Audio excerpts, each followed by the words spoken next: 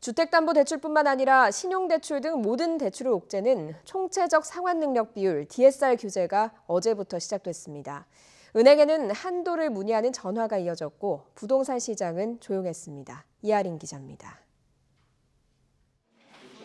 서울의 한 시중은행. 대출 상담 창구는 한산하고 정확한 대출 한도 등을 알아보는 문의 전화만 이어집니다. 지난주 예고되었던 DSR이 오늘로 실행되다 보니까 기존에 상담 받으셨던 분들이 대출 가능하신 건지 변동 여부는 있는지 이런 부분 많이 문의해 주셨습니다. 정부가 가계대출 증가세를 조절하기 위해 은행 대출 총량 규제에 나섰기 때문입니다. 총부채 원리금 상환 비율 DSR은 신용대출과 자동차 할부 등 모든 빚을 1년치 소득으로 나눈 비율로 이제부터 DSR 비율이 70%를 넘으면 위험대출, 90%를 초과하면 고위험 대출로 규정합니다.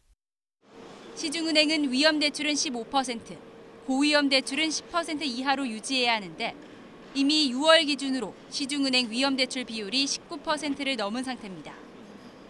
은행 입장에선 위험 대출 비율을 줄여야 하기 때문에 신규 대출자가 은행 문턱을 넘는 게 더 어려워지게 됩니다. 당장 부동산 매매 시장부터 영향을 받고 있습니다.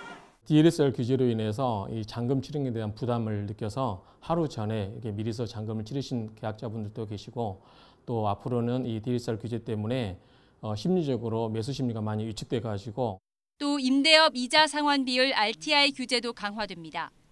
RTI는 임대업으로 돈을 벌어 이자를 낼 능력이 얼마나 되는지 가늠하는 지표인데 기준에 못 미쳐도 대출을 승인해줬던 관행을 전면 폐지하기로 했습니다.